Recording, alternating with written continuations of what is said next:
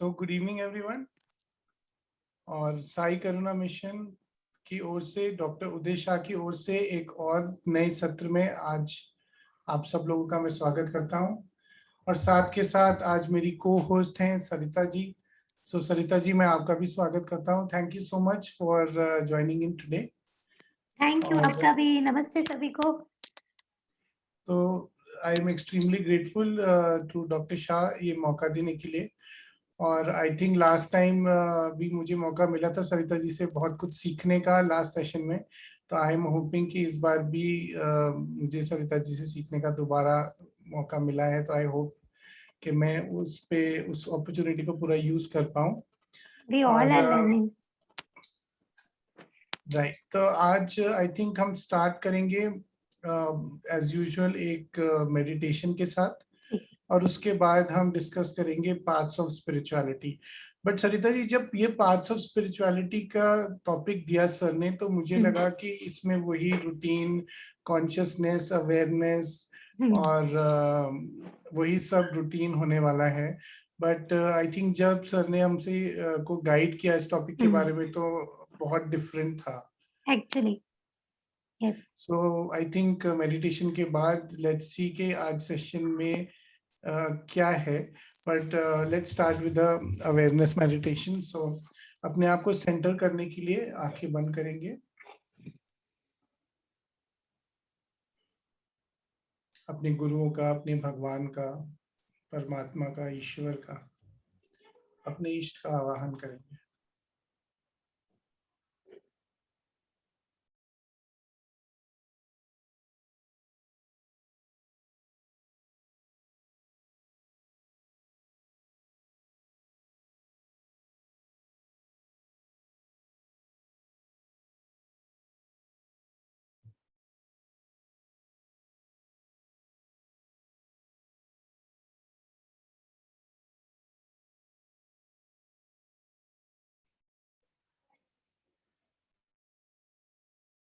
अपने गुरुओं से आते हुए आशीर्वाद को,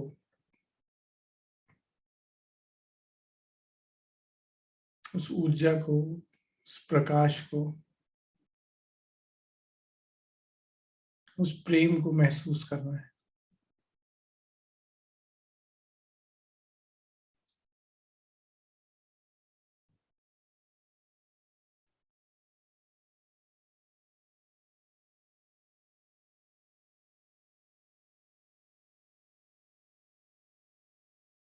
जैसे जैसे ये दिव्य ऊर्जा हमारे शरीर में प्रवेश करती है, हम और भी गहराई में जाते हैं।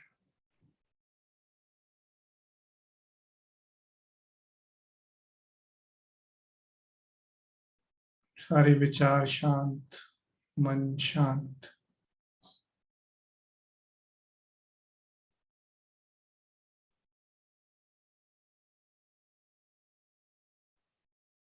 अपनी सांसों को धीमा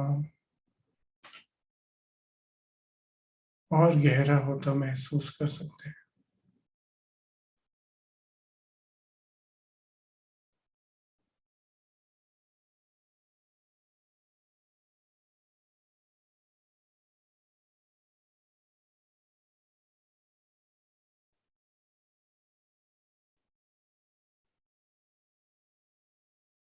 अंदर आती सांस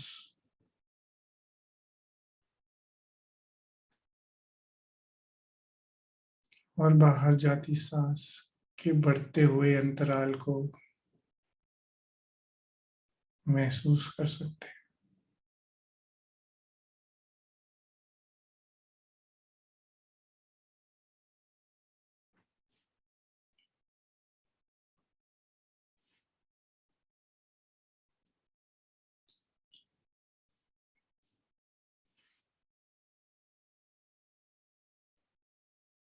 अपने हृदय में भरते हुए प्रेम को, करुणा को,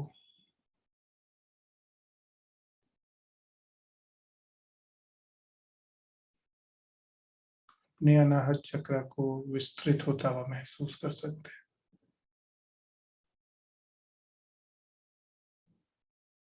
अपने हार्ट चक्र को एक्सपैंड होता हुआ महसूस कर सकते हैं।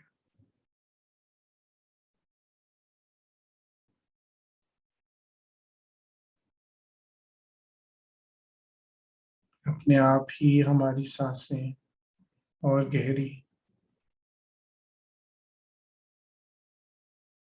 और शरीर रिलैक्स होता जा रहा है।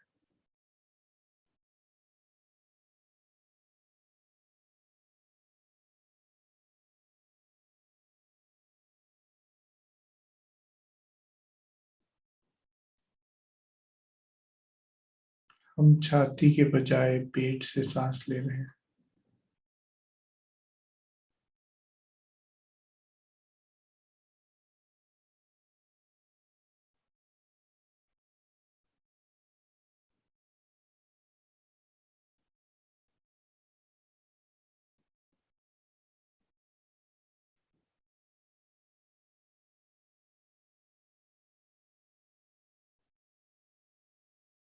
कुछ क्षण और अपनी सांसों पर ही ध्यान देंगे।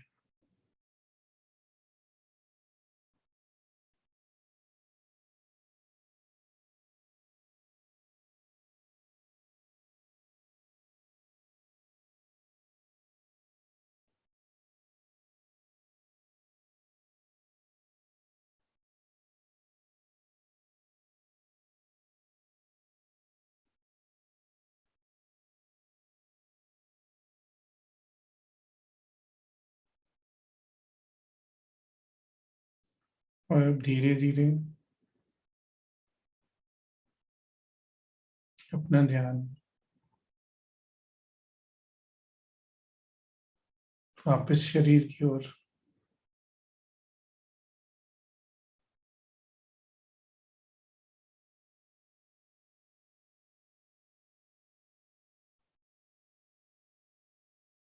धीरे धीरे हाथों पैरों की उंगलियों को चलाते हुए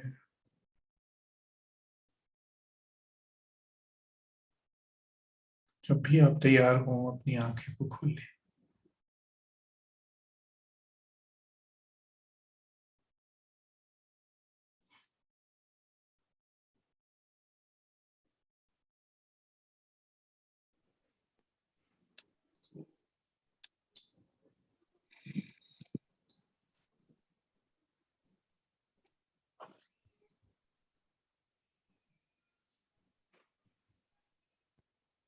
So one more time, on behalf of Dr. Udisha and Sai Karuna Mission, I welcome all the participants and my co-host for today, Sarita ji. So Sarita ji, ये जो paths of spirituality है, जी इसका जो basic essence, जैसे मैंने आपको बोला पहले, जब मुझे लगा कि टॉपिक सर देंगे तो उसमें कॉन्शियसनेस, अवेयरनेस और इन सब के बारे में बातें होंगी, बट जब एक्चुअली सर ने हमें गाइड किया तो बहुत ही डिफरेंट था। यस आई थिंक बहुत सारी स्पिरिचुअल ऑर्गेनाइजेशंस हैं जो एग्जिस्ट करती हैं, बट उसमें जो unique perspective Sai Karuna mission का है वो भी सर की गाइडेंस में बहुत उभर के बहुत क्लियरली सामने आया। और इनफैक्ट टू बी ऑनेस्ट मुझे भी बहुत क्लैरिटी मिली इस पॉइंट पे कि एक्चुअली साई करुणा मिशन कैसे बाकी ऑर्गेनाइजेशन से अलग है, but at the same time सबकी सब अलग अलग पाथ्स हैं एक ही डेस्टिनेशन की ओर। यस सो आई थिंक वो बहुत एक ब्यूटीफुल एस्पेक्ट था। सो मैं टीम से रिक्वेस्ट करूंगा कि प्लीज जो मेन स्लाइड्स हैं अगर उनको शेयर करें। Thank you so much. So जैसे कि मैं डिस्कस कर रहा था सरिता जी, हम साई करुणा मिशन में डॉक्टर शाह हमको पहले करुणा केआर सिखाई, Karuna karma soul DNA healing. I think बहुत सारे आज के पार्टिसिपेंट्स ने भी ये सीखी हुई है। उसके बाद फिर हमने साइकिक सर्जरी सीखी, फिर मनी अबंडेंस सीखा।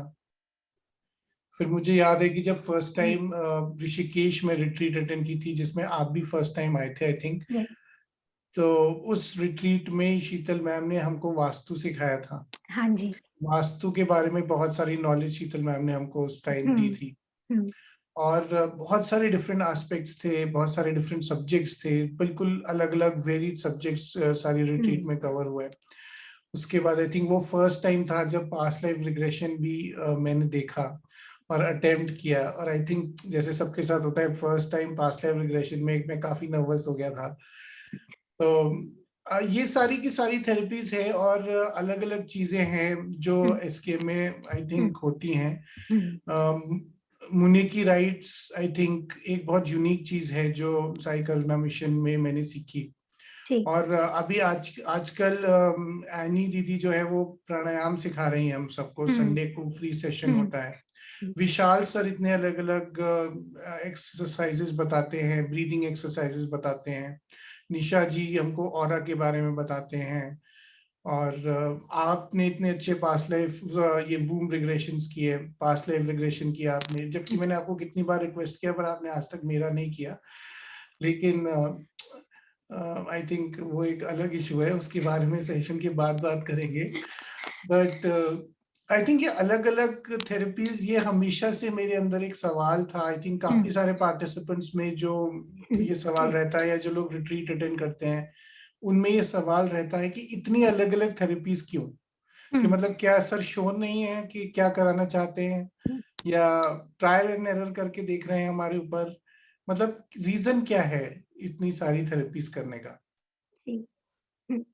जी, ये सेम क्वेश्चन कई बार मुझसे नए पार्टिसिपेंट जो सीखना चाहते हैं, जो मेरे पास फ़ोन कॉल्स आते हैं, वो भी करते हैं और उनका सीधा मेरे पास, मैं सबसे पहले इस बात से शुरू करना चाहूँगी कि बहुत लोग जितने मेरे पास न्यू कॉल्स आते हैं, वो मुझे 75% पीपल बोलते हैं, ध्यान मतलब हम कैसे करेंगे? हमें तो इतने थॉट आते हैं, हम तो सोच भी नहीं सकते। तो पहली बात जो मैंने लोगों से 75% लोगों से सुनी है वो ये।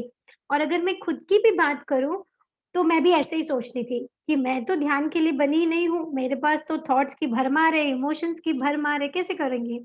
तो ये प्लीज़ नेक्स्ट स्लाइड में हम इस चीज़ को कवर करेंगे कि what SKM is teaching us and हम क्यों इतनी डिफरेंट डिफरेंट मॉडलिटीज़ को लर्न कर रहे हैं। एक्चुअली मैं आपको सच बताऊँ तो हम लोग एक्चुअली एक्टिव मेडिटेशन कर रहे हैं, कोई पैसिव मतलब जो ध्यान है वो एक्चुअली नथिंगनेस है, उसमें हम कुछ करते नहीं हैं, कोई क्रिया नहीं होती, वो सहज हो जाता है। जहाँ पे भी हम कुछ कर रहे हैं, वो हमारा एक्चुअल ध्यान है ही नहीं। तो जब भी मेरे पास फ़ोन कॉल्स आते हैं, तो मैं उनको यही बोलती हूँ कि हम जो ये करुणा सिखाते हैं, ये जो साइकिक सिखाते हैं, ये उस दिन की प्रैक्टिस है जब आपके अंदर से वो सब जो थॉट बाय डिफ़ॉल्ट आ रहे हैं, वो सब रिलीज़ हो जाएँ। तो हम यहाँ पे क्या करें, जैसे एक प्रिपरेटरी स्कूल होता है कि वो प्रिपरेशन करा रहा है बच्चे की, कि fitness of mind body soul दे रहा है कि यहाँ पर जैसे आपने एनी मैम है, एनी मैम हमको प्राणायाम करा रही हैं, हमारे पूरा ब्रेथ को, हमारे हार्ट को क्लियरेंस करा रही हैं। उसके बाद जैसे हम साइकिक सर्जरी करते हैं, वो हमारा माइंड को क्लियर करा रहे हैं। फिर बॉडी लेवल पे हम लोग योगा करते हैं, इतना सारा और प्राणायाम्स करते हैं, रिट्रीट में करते हैं। सोल लेवल पे हम लोग करुणा हीलिंग करते हैं, पास्ट लाइफ रिग्रेशन करते हैं, वूम्ब रिग्रेशन करते हैं। तो मुझे ये समझ में आया यहाँ पे कि एक्चुअली हम क्या कर रहे हैं कि असली ध्यान के लिए खुद को प्रिपेयर कर रहे हैं। इतने सारे हमारे जो लोअर 3 चक्रास में ऑब्स्टेकल्स हैं कि बहुत सारी लाइव्स हैं, जहाँ पे बहुत कुछ ऐसा हो गया है जिसकी वजह से अभी हमारी लाइफ में बहुत सारे इश्यूज़ क्रिएट होते हैं। तो जब ये हम करुणा, साइकिक, रिग्रेशंस, प्राणायाम, योगा, ये सब करते-करते जब हम इतने लेवल पे क्लियर हो जाएँगे, तो एक्चुअली हम असली ध्यान की तरफ जा पाएँगे। ध्यानी तो बोलता है हिमालय पे जाना चाहता है, अभी तो हम किसी को बोलेंगे 1 किलोमीटर तो पैदल चल के देखो, मतलब सामने वाला बोलेगा यार मेरी तो टाँगें दुखती हैं। अगर मैं खुद के बचपन की बात करूँ तो हम लोग स्कूल आराम से 2-3 किलोमीटर चलना हमारे लिए कोई बड़ी बात नहीं होती थी। और अभी तो हम अपने बच्चों के लिए बोलते हैं मतलब स्कूल 1 किलोमीटर तो ऐसा हो जाता है कि अच्छा बच्चे ऐसे नहीं जा सकते हमारे। तो यहाँ पे क्या है, हम क्या कर रहे हैं, माइंड, बॉडी, सोल को फिटनेस दे रहे हैं। कल को किसी को हिमालय पे भी यात्रा करने जाना है, किसी स्पिरिचुअल सीकर को, किसी गॉड सीकर को, तो वो एटलीस्ट जा पाए, वहाँ पे उसकी बॉडी उसको अलाउ करे। उसकी सोल इतनी क्लैरिफाई हो पाए कि वो करुणा से इतना क्लैरिटी हो जाए कि वो अपनी आत्मा को, अंतरात्मा को एक्चुअल ध्यान में देख पाए। तो ये माइंड बॉडी सोल का फिटनेस है, प्रिपरेटरी स्कूल के जैसे है साई गौरव मिशन। पिलर तैयार कर रहा है, एक बच्चे का बेस तैयार कर रहा है। स्पिरिचुअली हम लोग सब कितना भी एज लेके आए हो, पर हम सब बच्चे हैं अभी, स्टार्ट कर रहे हैं। Right right right right. So I think ये एक बहुत इंपॉर्टेंट कॉन्सेप्ट है जो इस बार क्लियर हुआ। और जैसे कि अभी हमने शुरू में डिस्कस किया कि बहुत सारे स्पिरिचुअल ऑर्गेनाइजेशंस हैं, जी और जैसे कि आपने बताया कि एसकेएम बेसिकली एक बेसिक स्पिरिचुअल फिटनेस या एक फंडामेंटल फिटनेस तैयार करता है, जो एक्चुअली एक जिसको बोलते हैं स्टील फ्रेम के जैसा है, यस जो जिसकी जो बुनियाद है, जो हाँ फाउंडेशन है मतलब। हम्म उसके बाद आई थिंक जैसे अलग अलग ऑर्गेनाइजेशंस हैं, उनका फोकस, और यहीं पे आई थिंक एसकेएम बाकी सबसे थोड़ा डिफरेंट हो जाता है जी कि उनका फोकस एक पर्टिकुलर एस्पेक्ट पे है, एक पर्टिकुलर चक्रा पे भी कह सकते हैं, हम्म एक पर्टिकुलर टाइप के एक्सपीरियंस या एक पर्टिकुलर टाइप की अंडरस्टैंडिंग लेने के लिए अलग अलग ऑर्गेनाइजेशन जैसे उस पर फोकस करते हैं। जैसे हम अपने स्लाइड में देख सकते हैं कि सुदर्शन क्रिया है, जो कि बहुत फेमस क्रिया है, और हार्ट चक्रा पे फोकस करती है, आर्ट ऑफ लिविंग में सिखाई जाती है। इसी तरह से क्रिया योग है, राजयोग है, जो राजयोग थर्ड आई पे फोकस करता है। ओशो का डायनेमिक मेडिटेशन है, जो कि अक्सर हम रिट्रीटों में भी करते हैं, जी तो ये थ्रोट चक्रा पे फोकस करता है। जी सो बेसिकली जो अलग अलग स्पिरिचुअल ऑर्गेनाइजेशंस हैं या फिर अलग अलग गुरु हैं, वो सब के सब अलग अलग चक्रास पे फोकस करते हैं, अलग अलग मेथड से, अलग अलग टेक्निक से, अलग अलग टेक्नोलॉजी से आपके अलग अलग चक्रास को एक्टिवेट करते हैं। यस और अल्टीमेटली ये सारे चक्रास जब एक्टिवेट हो जाते हैं, तब हम अपने अल्टीमेट गोल की तरफ पहुंचते हैं। आई थिंक यही कॉन्सेप्ट है। जी सो जो मतलब एसकेएम की रिसर्च है, उसके हिसाब से ये particular organisations in particular chakras पे फोकस करती हैं मेजॉरिटी में। But obviously we can not say hard and fast, क्योंकि कुछ ना कुछ ऐसा भी हो सकता है कि सब लोग अपडेट होते रहते हैं, चेंज होते रहते हैं। बट आई थिंक सिर्फ साई करुणा मिशन में ही ऐसा है कि सब के सब एस्पेक्ट्स पे फोकस किया जाता है। शायद इसीलिए अलग अलग रिट्रीटों में टॉपिक्स भी चेंज हो जाते हैं, और वही टॉपिक अलग तरह से प्रेजेंट होने लगता है। आई थिंक सर के टॉक में भी हम देखते हैं, तो आई थिंक 10-10, 11-11 साल पहले की सर की टॉक्स हैं, और उसी टॉपिक के ऊपर जब हम सर को एक बार दोबारा सुनते हैं, तीसरी बार सुनते हैं अलग अलग सेशंस में, तो पूरा टॉपिक ही चेंज हो जाता है। So I think this is an aspect जो कि हमें समझना पड़ेगा कि अलग अलग ऑर्गेनाइजेशन से हमें सीखने की कहीं ना कहीं जरूरत है, क्योंकि अलग अलग चीजों को हमें एक्टिवेट करने की जरूरत है, अलग अलग चीजों को हील करने की जरूरत है, और ये सब एक प्रोग्रेसिव फैशन में है। हाँ, इसमें मैं मतलब एक हम बात चीज ऐड ऑन सीखते हैं। करना चाहती हूँ कि जी जैसे ये डिफरेंट मोडालिटीज जो अभी हमें शो हो रही हैं, लाइक सुदर्शन क्रिया, क्रिया योग, ये सब हमें एनलाइटनमेंट की तरफ लेके जा रही हैं। हमारी वो राइट नाड़ीज उस चक्र से रिलेटेड नाड़ी ओपन करके राइट एनलाइटनमेंट की तरफ लेके जा रही हैं, सबके सब। लेकिन राइट यहाँ पे हम क्या बता रहे हैं कि हमको सिर्फ एक टाइप से नाड़ी को नहीं खोलना है, एक टाइप की कॉन्शियसनेस को नहीं ऑन करना है, हमको ये वेरिएशन चाहिए। यहाँ पे हमारा जो मेन फोकस है वो ये कि ये सब सब कुछ बहुत अच्छा है। एसकेएम को हमने बेस पिलर बनाया, और उसके बाद जैसे हमें गाइडेंस मिल गया कि भाई अभी अच्छा हमें अंदर से लग रहा है, अभी मेरे को मणिपुर में अगर मुझे डायबिटीज का प्रॉब्लम है, तो अच्छा मुझे अंदर से आ रहा है कि मणिपुर से रिलेटेड होता है डायबिटीज, पैंक्रियाज, तो मैं क्रिया योग ट्राई करती हूँ। क्रिया योग मणिपुर राइट में काम करता है, और वो उसको हील करते करते वो मेरी सारी नाड़ियां मणिपुर की ऑन कर देगा। तो ये राइट जितना पाथ दिखा रखे हैं, सब के सब एनलाइटनमेंट की तरफ हमको लेके जाते हैं। Right right. तो आई थिंक जैसे सर कहते हैं कि वेरिएशन जरूरी है, जी हाँ तो और सर का फेवरेट सेंटेंस है, जो कि आई थिंक हमने स्लाइड में ऐड भी किया है, कि वेरिएशन इज नेचर्स क्रिएशन। तो जी आई थिंक ये इसको समराइज करता है कि जी वेरिएशन ही अल्टीमेटली आपको अल्टीमेट पाथ की तरफ लेके जाता है। तो मैं टीम से रिक्वेस्ट करूंगा कि नेक्स्ट स्लाइड शेयर करें प्लीज।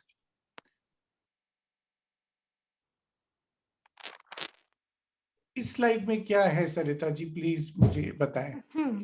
देखिए, अभी हमने जो पिछला स्लाइड देखा था, उसमें हमने देखा कि हमने एनलाइटनमेंट की बात किया, सब अच्छे-अच्छे लेसन्स, मतलब हमने हाई-फाई गुरुज़ देखे या हमने वो सब लेसन्स देखे।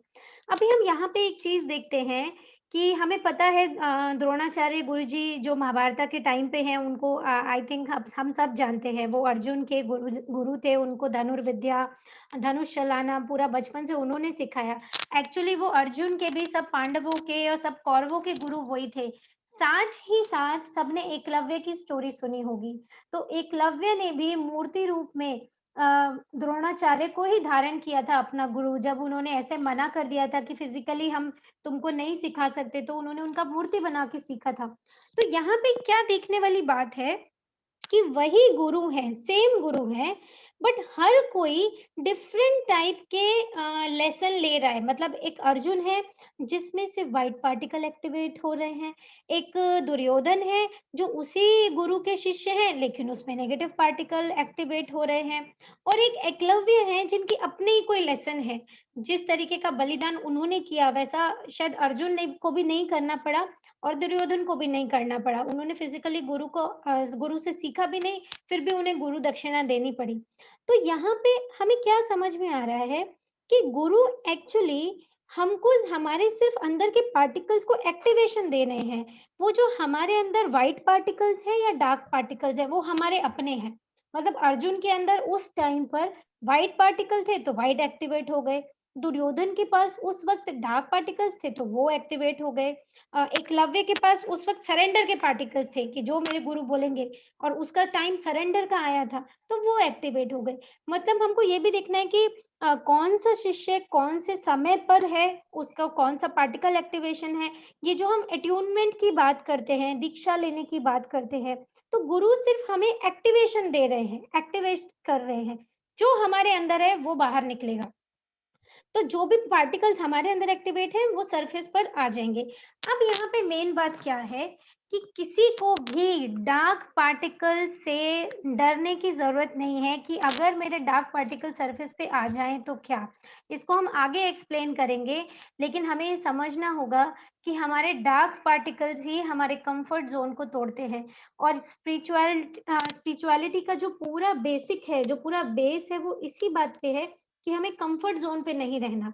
हम क्यों सुबह 4 बजे उठने की बात करते हैं, क्यों किसी को ध्यान साधना की पड़ी है, क्योंकि हमें समझ में आ गया कि अगर हमने ये माइंड बॉडी सोल को स्टेगनेंट रखा, अगर हमने इसको काम नहीं दिया, तो फिर ये ऑटोमेटिकली इसका नेचर है कि वो डार्क पार्टिकल्स की तरफ ड्रिवन हो जाए। तो इसको हमको शुरू में बाहर से फोटोन्स डालने पड़ेंगे ताकि वो एक्टिवेशन हो। तो यहाँ पे हमको कुछ डरने का जरूरत नहीं कि दुर्योधन की तरह मेरे अंदर कोई डार्क पार्टिकल एक्टिवेट हो गए। तो अगर हमको उसके भी लेसन लेने हैं तो हम ले सकते हैं।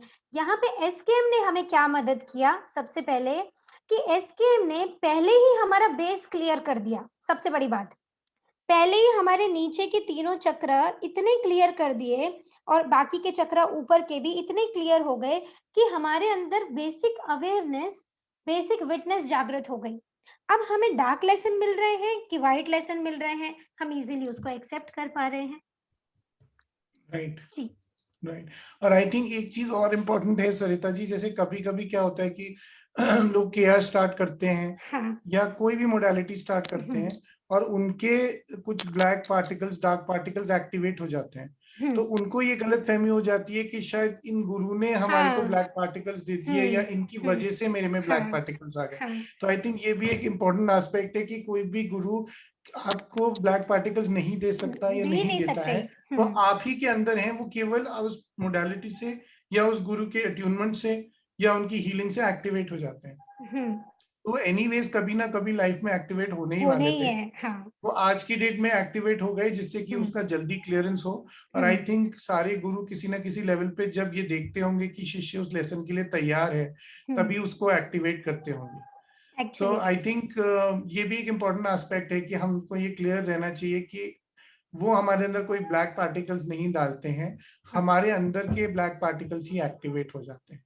यहाँ पे मेरे को एक और इम्पोर्टेंट चीज़ ऐड करनी है जो प्रैक्टिकली मैं फेस करती हूँ कि मेरे पास Yes. जो फ़ोन कॉल्स आते हैं, तो बहुत बार लोग मुझे बोलते हैं कि मतलब हम इतना प्रैक्टिस कर रहे हैं इसलिए हमारा चीज़ें सरफेस पे निकल के आ रहे हैं, इसलिए हमको लूज़ मोशन हो गए, हमको वॉमिटिंग हो गया, हमको ये हो गया।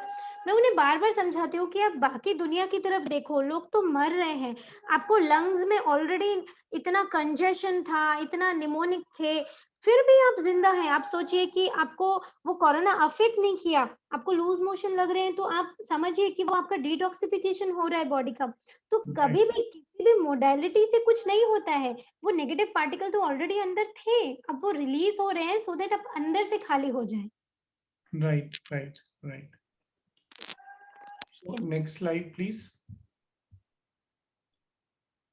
ओके, तो आई थिंक उसी को अगर हम कंटिन्यू करें सरिता जी, उसी कॉन्सेप्ट को जो हम अभी डिस्कस कर रहे थे, जी। तो बेसिकली जैसे हमने वेरिएशन की बात की, सर के हमने बताया कि सर का जो फेवरेट सेंटेंस है वेरिएशन इज नेचर्स क्रिएशन, तो उसी कॉन्सेप्ट में जो अलग अलग मास्टर्स हैं उनकी अलग अलग कॉन्शियसनेस है, जी।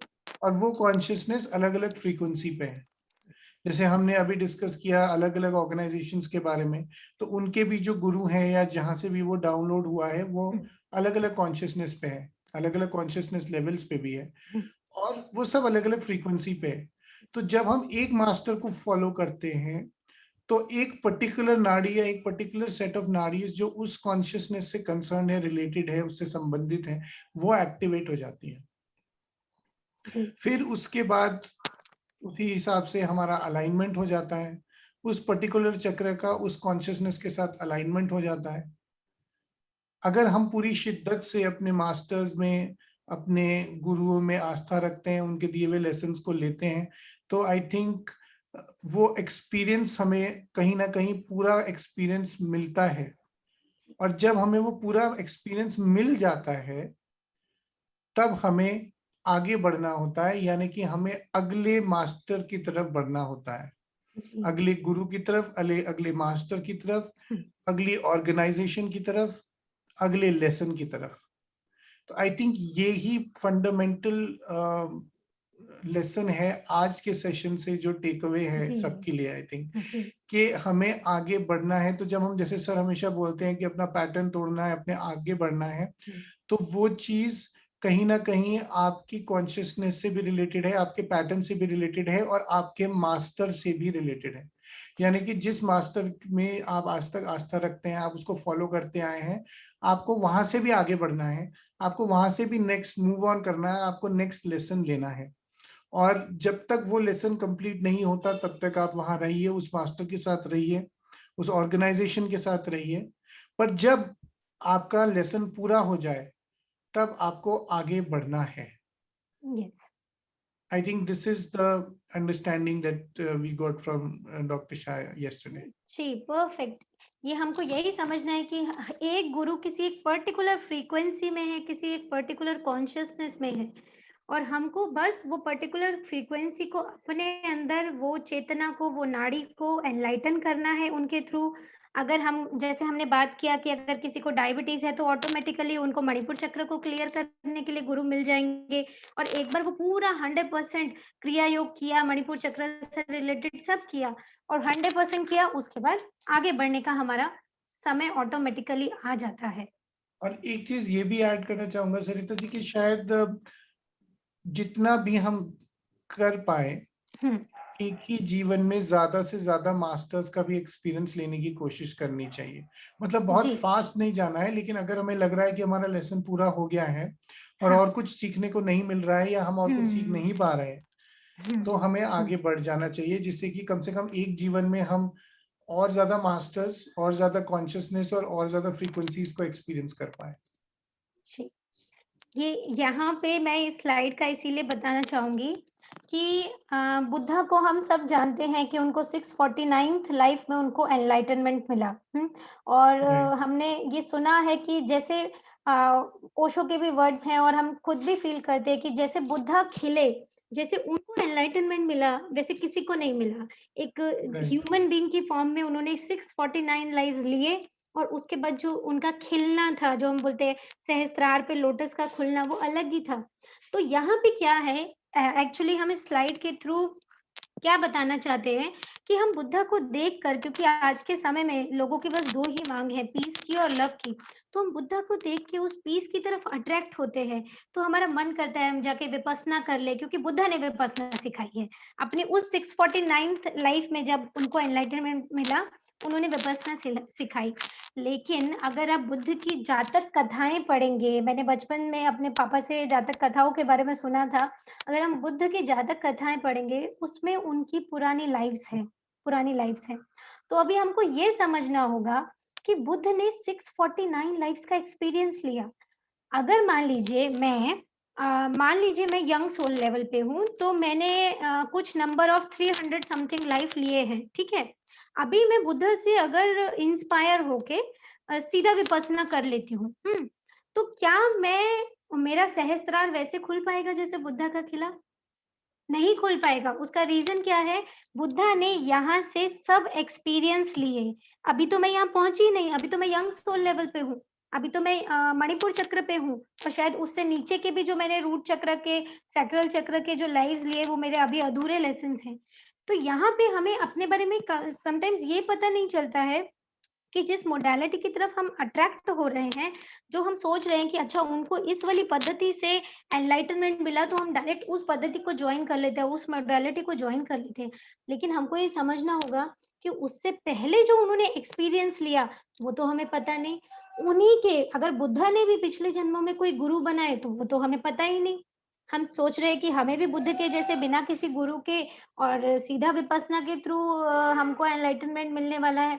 हो सकता है कि लाख में से 1% के साथ ऐसे हो भी जाए, लेकिन सीकर्स तो बहुत है। कितने लोग से हम सुनते हैं कि ये सिर्फ बुद्ध की ही बात नहीं है, हम किसी भी मास्टर की बात करें, इवन हम लोग अगर मान लीजिए बुद्ध ने तो फिर बहुत सारे लाइव्स उनके हमें भगवान बुद्ध के पता है। मान लीजिए हम गुरु नानक देव जी की बात करें या हम जीसस की बात करें, तो क्या जीसस क्रिश्चियन थे? क्रिश्चियनिटी तो जीसस के बाद शुरू हुई। क्या गुरु नानक देव जी सिख थे? सिखिज़्म तो बाद में आया। तो एक्चुअली जिन पर्सन को मानकर हम जो रिलीजन को फॉलो कर रहे हैं, वो तो खुद भी उस रिलीजन को फॉलो नहीं किए। वो राइट, रिलीजन तो बाद में आया। कई तो रिलीजन उनके डिसाइपल्स ने बनाए। जैसे जीसस, क्रिश्चियनिटी तो जीसस ने बनाई ही नहीं, उनके डिसाइपल ने बनाई। राइट, तो यहाँ पे एक मेन बात है कि हमको डायरेक्ट किसी से ऐसे इंस्पायर नहीं होना अपने गुरु को देख के कि अरे बिल्कुल मेरे को तो इनके जैसे बनना है, तो ये जो सिखाते हैं हम तो बस वही करेंगे। हमें ये देखना है कि हमारे अंदर क्या-क्या है? क्या हमारी अभी क्वालिटीज़, एक्सपीरियंस उनके जितने हो चुके हैं, तो हम उनके जैसे उनके पाथ को सिर्फ फॉलो करें तो चलेगा। लेकिन अगर राइट, हमारा लेवल डिफरेंट है, अगर हम अलग चक्र पे हैं अभी, अगर हम अभी हार्ट चक्र से बात नहीं करते हैं, वननेस में नहीं हैं, तो फिर हम कैसे सिर्फ उसी एक सिंगल मोडालिटी से वो सब चीज़ें अटेन कर सकते हैं? Right, right, right. जी, सो आई थिंक यही कंक्लूजन है इस स्लाइड का कि बुद्धा को हमने जब देखा तो उससे पहले की उनकी इतनी सारी पास्ट लाइफ थी, जी, जी, जिसमें उन्होंने अलग अलग चीजें सीखी, जी, जिनके बारे में हमें नहीं पता या नहीं हमने कभी पता है, जानने की कोशिश ही नहीं की। कोशिश तो हम जी, सिर्फ उनकी वो लास्ट लाइफ और उसमें क्या किया हाँ, समझ करके सोचते हैं कि अगर हम ऐसा करेंगे तो हमें भी अ, उनके जैसे मिल जाएगा। उनकी पिछली लाइफ की साधना को, पिछली लाइफ के लेसन को, पिछले लाइफ के गुरुओं को हमने हुँ, सबको इग्नोर कर दिया। तो जी, ये आई थिंक हमारे कॉन्सेप्ट में एक फंडामेंटल गलती है ये समझने में, और जी, इसीलिए आई थिंक लोग ये कॉन्सेप्ट ग्रैब नहीं कर पाते। तो मैं रिक्वेस्ट करूंगा टीम को कि नेक्स्ट स्लाइड प्लीज शो करें। इसी तरह से जैसे आपने एग्जाम्पल दिया सरिता हुँ, जी, तो इसीलिए उसी से कंटिन्यू करते हुए हुँ, ये भी एक सिमिलर एग्जाम्पल है कि जैसे अलग अलग लोग हैं, बहुत सारी मन्नतें मांगते हैं। कुछ हुँ, लोग दरगाहों में मन्नतें मांगते हैं, गुरुद्वारे में, मंदिरों में मन्नतें मांगते हैं, हुँ, और बहुत सारे लोग जिनको बहुत अर्जेंटली वो मन्नत पूरी करनी होती है, वो हुँ, एक ही डिजायर को लेके, एक ही मन्नत को लेके अलग अलग जगह भी जाते हैं। यस, हुँ, तो जैसे कि हम देख सकते हैं कि फर्स्ट पिलग्रिमेज में हम गए, तो जब हम क्या कहते हैं, बहुत ही फेमस श्राइन है उत्तराखंड में, हुँ, आप वहां गए, उसके बाद आप दूसरे पिलग्रिमेज पे गए, वहां 50% हुआ, फिर तीसरे में गए, फिर हम्म। चौथे में गए। जब आप चौथे में गए, वहां जाकर के आपको रिजल्ट मिला, वहां जाके मैनिफेस्टेशन हुआ। हम्म। सो बहुत सारे लोग ये समझ लेते हैं कि जो जहाँ पे मैनिफेस्टेशन हुआ फाइनली, जहाँ पे फाइनली हमको रिजल्ट मिला, वही हमारे लिए बेस्ट जगह है, या यहीं से रिजल्ट मिलता है, या यहीं से मन्नत पूरी होती है। हम्म। जबकि एक्चुअली ऐसा नहीं है। शुरू से लेकर के, चाहे हम बद्रीनाथ गए, तिरुपति गए, वैष्णो देवी गए, फिर हम शिरडी गए, लिखते तो 25%, 50%, 75% वो हमारी नाड़ियां खुलती रही, वो हमारा अपलिफ्टमेंट होता रहा। तो एक्चुअली सब जगह ने, अलग अलग जगहों ने, अलग अलग टेम्पल्स ने, जहाँ पे अलग अलग गुरुओं की, मास्टर्स की फ्रीक्वेंसीज हैं, बहुत जगह असेंडेड मास्टर्स की फ्रीक्वेंसीज हैं, उन सब से, उन सब ने अपना अपना पार्ट कंट्रीब्यूट किया, उन सब ने अपना भाग दिया, तब जाके हमारी विश मैनिफेस्ट हुई। तो इसी तरह से जैसे ये कलेक्टिव, आप कह सकते हैं, एब्जॉर्प्शन जब हमने किया इन सब फ्रीक्वेंसीज का, तब हमारा मैनिफेस्टेशन हुआ। बिल्कुल उसी तरह से जब हम अलग अलग गुरुओं से अलग अलग चीजें सीखते हैं, अलग अलग नाड़ियां ओपन करते हैं, तब जाके कहीं हमारा एनलाइटनमेंट होता है। सो आई थिंक ये दोनों कॉन्सेप्ट्स हमारे लिए समझने के लिए बहुत जरूरी हैं। और आई थिंक आप बहुत अच्छे से क्लियर भी किए। आई होप के पार्टिसिपेंट्स को भी मैं क्लियर कर पाया हूँ। तो इसमें ये बच्चा इतना कंफ्यूज्ड क्यों है सरिता जी? ये कंफ्यूज कहें, या फिर हम इसको ऐसे लेते हैं कि ये बच्चे को एक ही सब्जेक्ट को बहुत टीचर्स से समझना है, ठीक है ना? हमारे हर चक्र में ऐसा समझिए कि हर चक्र में, जैसे हम लोग, मैं अपनी बात करती हूँ कि मैंने Karuna reiki, psychic surgery, reiki grand mastership, ये सब मैंने बहुत पहले भी किया था, 2007 में भी किया था। लेकिन जैसे ओके, हमने जब सर को सुनना शुरू किया, तो मुझे ऐसे लगा कि वही सब्जेक्ट्स की बात ये कुछ अलग ही डेप्थ में कर रहे हैं। तो मेरे को इनसे शक्तिपात नहीं, और उस वक़्त पहला थॉट मुझे ऐसे आया, क्योंकि मैं सर को बहुत सुनती थी, तो मैंने सोचा नहीं, मैंने तो पहले सीखा हुआ है, तो मैं दोबारा क्यों मिलूँ? लेकिन मैंने बहुत फ्री में ज्ञान मिला है, मैं मिलना तो चाहती हूँ, कुछ देना भी चाहती हूँ, पर मुझे सीखने की ज़रूरत नहीं है। मेरा ऐसा पर्सनल थॉट था। हाँ, तो लेकिन मुझे ये बात समझ में आ गई थी कि ये उसी चीज़ को, उसी सब्जेक्ट को किसी और ही पर्सपेक्टिव से सिखा रहे हैं। जैसे राइट, कि यहाँ पे हम समझ रहे हैं कि एक तो एक बच्चे को ये समझ में आता है कि एक ही स्कूल में, एक ही क्लास में डिफरेंट सब्जेक्ट्स हैं, इवन एक्स्ट्रा करिकुलर एक्टिविटीज़ हैं, कि बच्चा वो मैथ्स को, साइंस को भी पढ़ रहा है, वो डांस भी सीख रहा है, वो स्पोर्ट्स में भी है। क्यों? क्योंकि उसका भी होलिस्टिक डेवलपमेंट करा जाना है।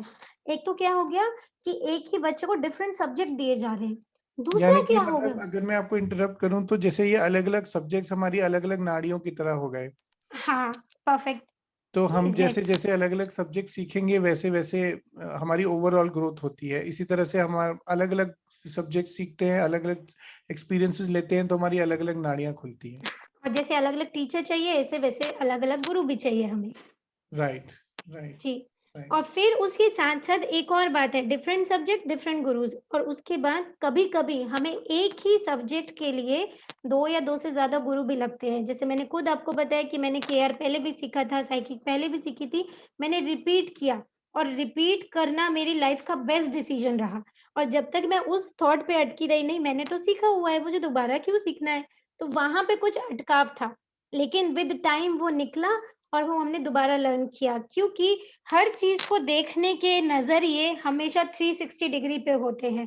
एक ही पॉइंट को, जैसे मैं कई बार एग्ज़ाम्पल देती हूँ, एक पहाड़ी पे आप चढ़ रहे हो, तो जब तक आप रास्ते में हो पहाड़ी के, तो आप दाएँ-बाएँ, ऊपर-नीचे देख सकते हो, ठीक है ना? लेकिन क्या राइट, आपको पहाड़ी का पूरा सर्कुलर व्यू नज़र आएगा? नहीं, नहीं आएगा। जब आप पहाड़ी की चोटी पर पहुँचोगे, पीक पर पहुँचोगे, वहाँ से आपको एक्चुअली ऊपर और नीचे का नज़ारा, सर्कुलर व्यू, तब आपका व्यू कैसा होगा? 360 डिग्री, मतलब कि आपका व्यू आपको समझ में आएगा, अच्छा मुझे ऑब्स्टेकल वहाँ से आ रही है, तो मुझे अभी यहाँ पे पहले इतना हीलिंग कर लेना है, तो हमें वहाँ तक पहुँचना है। इसके लिए हमें हर सब्जेक्ट के लिए अलग-अलग गुरु चाहिए, और कई बार एक ही सब्जेक्ट के लिए मल्टीपल गुरु चाहिए। Right, right, right. तो मतलब वही सब्जेक्ट हम स्कूल में पढ़ेंगे, फिर वही सब्जेक्ट हम ट्यूशन में भी पढ़ेंगे, एक्चुअली। फिर वही सब्जेक्ट, मतलब जब तक डीप स्टडी करनी नहीं होगी पेरेंट्स भी तब तक वो पढ़ाते हैं, हमारा। पेरेंट्स भी पढ़ाते हैं राइट, फिर राइट, राइट, राइट। एक ही सब्जेक्ट, एक ही तो सब्जेक्ट। मतलब एक ही सब्जेक्ट अलग अलग गुरुओं से सीखा। Right, right, thank you Sarita ji. और नेक्स्ट स्लाइड में हम देखते हैं कि कैसे अपना पाथ मिलेगा हमको। जैसे अभी भी मैं देख रहा हूँ चैट बॉक्स में लोग सवाल पूछ रहे हैं कि उनके लिए पर्टिकुलर चीज के लिए, जैसे दुर्गा प्रसाद जी ने पूछा है कि कौन सी मोडालिटी बेस्ट है। तो इसी तरह से आई थिंक बहुत सारे लोगों के मन में ये प्रश्न आता है कि मेरे लिए कौन सी मोडालिटी बेस्ट है, मेरे लिए कौन सी ऑर्गेनाइजेशन बेस्ट है, मेरे लिए कौन सा गुरु बेस्ट है। तो वो समस्या का समाधान कैसे होगा? उसी समस्या का समाधान यहाँ पर बहुत इजीली किया जाता है हमारे ऑरा के माध्यम से। क्यों हम कहते हैं कि हमारा first step should be aura? क्यों हमें ऑरा स्टडी करनी है? क्योंकि उससे हमें पता चलता है कि अभी शुरुआत करने के लिए हमारी पहली ब्लॉकेज क्या है? क्या हमारी फिजिकल बॉडी वीक है? क्या हमें करुणा की ज़रूरत है? क्या हमारा माइंड ओवर लॉजिकल है, हमें साइकिक की ज़रूरत है? क्या हमारा थ्रोट ब्लॉक्ड है, हमें डायनामिक की ज़रूरत है? क्या हमारे लंग्स वीक हैं, हमें प्राणायाम की ज़रूरत है?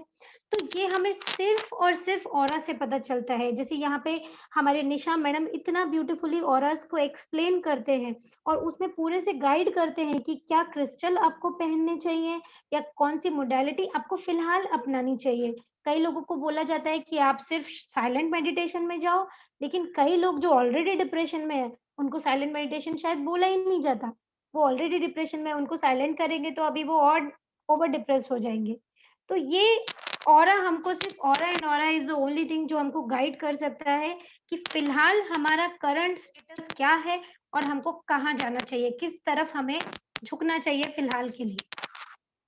राइट, तो मतलब अगर जैसे मैंने ऑरा फोटो करवाया, अपना ऑरा जी। स्कैन करवाया, हुँ, उसमें जो पर्टिकुलर मेरा लेसन है या जो हुँ, पर्टिकुलर चीज मुझे सीखनी है या जो हुँ। पर्टिकुलर चीज जहाँ पे मेरा ब्लॉकेज आ रहा है, हाँ। उससे रिलेटेड मुझे कुछ ना कुछ सीखना होगा। वही मेरे लिए उस समय पर सबसे इम्पोर्टेंट लेसन है या उससे इम्पोर्टेंट क्या कहते हैं सब्जेक्ट है, हुँ, आई थिंक। हुँ। सो इसीलिए आई थिंक ऑरा एक डायग्नोस्टिक टूल के रूप में हम इसको देख सकते हैं। हाँ।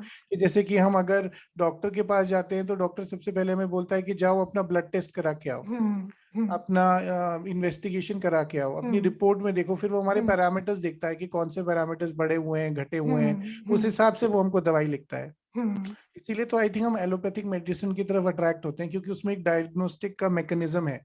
हुँ, और हुँ, अभी बाकी जो मोडालिटीज हैं उसमें मेडिसिन की, उसमें हमारा आज की डेट में हमारे लॉजिकल माइंड को इतना फेथ नहीं हो पाता, जबकि वो भी बहुत अच्छी हैं अपने आप में। बट क्योंकि हुँ, उसमें कोई I mean logical diagnostic mechanism नहीं है, हुँ, तो हमें प्रूफ पता नहीं नहीं है। कि उसने हमारी नब्ज देखी तो उसने क्या देखा, कुछ हुँ, देखा भी कि नहीं देखा। हुँ, या जैसे होम्योपैथी में होता है, हमने अपनी बातें बोली तो अब पता नहीं इसने हमारी बातों से क्या समझा क्या नहीं समझा। जी। बट एक जब हम एक प्रॉपर टेस्ट कराते हैं तो हमें ब्लैक एंड व्हाइट में मिलता है कि कहाँ पे हमारा पैरामीटर बिगड़ा हुआ है। हुँ, हमें रेडियोलॉजी रिपोर्ट में मिलता है कि अच्छा यहाँ पे हमारे उसमें पैच है। हुँ, आई थिंक बिल्कुल इसी तरह एग्जैक्टली एक लॉजिकल तरीके से, एक हुँ, प्रैग्मेटिक तरीके से, बिल्कुल स्पष्ट तरीके से हमें ऑरा रिपोर्ट में एक फाइंडिंग मिलती है कि हाँ ये हमारा प्रॉब्लम है, ये हमारा ब्लॉकेज है, ये हुँ, हमारा चक्रा बिगड़ा हुआ है, ये हमारा लेसन है अभी। यस। तो आई थिंक यही साई करुणा मिशन का यूएसपी है, हुँ, ऑरा। और हुँ, ये सबसे अमेजिंग डायग्नोस्टिक टूल है आई थिंक। और ऑनेस्टली स्पीकिंग, मैं अपना आई थिंक हर महीने 2 महीने में, आई थिंक 2 महीने से कम में एक ऑरा करवाता हूँ, जिससे हर बार मैं डॉक्टर शाह से शेयर करता हूँ।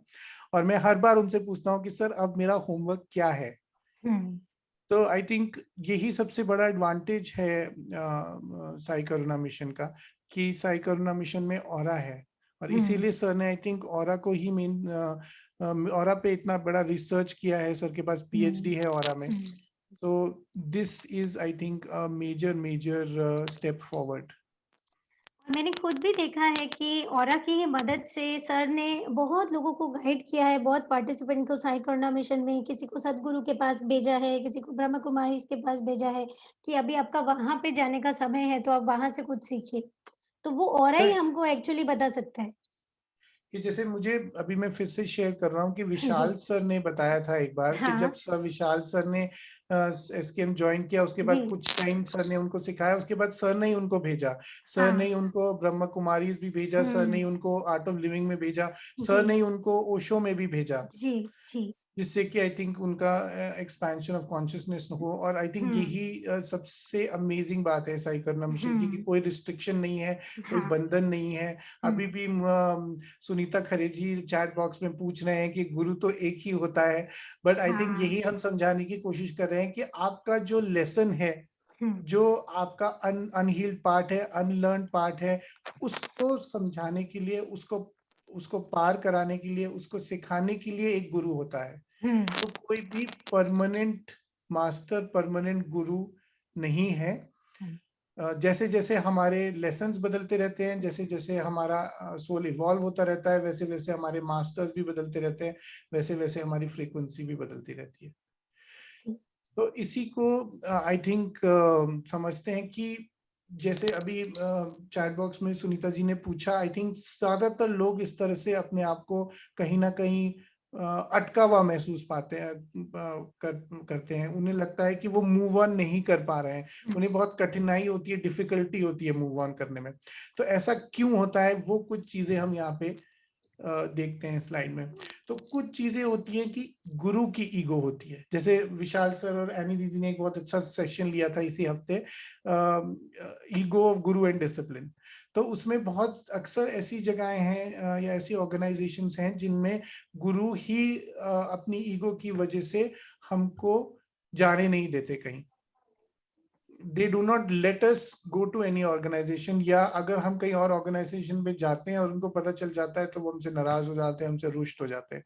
हुँ, उन्हें लगता है कि हमारा उनमें फेथ नहीं है, हुँ, या हम दूसरी ऑर्गेनाइजेशन में क्यों गए, वो तो हुँ, गलत किया। हुँ, तो इस तरह से आई थिंक ये एक मेजर इशू है।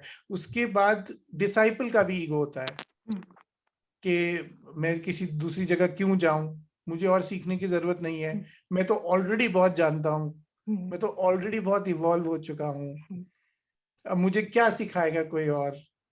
तो आई थिंक डिसाइपल का भी ईगो कहीं ना कहीं हुँ, इन्वॉल्व होता ही है। हुँ, दूसरा आई थिंक एक कंफर्ट जोन का इशू होता है, क्योंकि आप अगर एक किसी ऑर्गेनाइजेशन से जुड़े हुए हैं तो आप एक कंफर्ट जोन में आ जाते हैं, आप वहां पे उन लोगों को जानते हैं,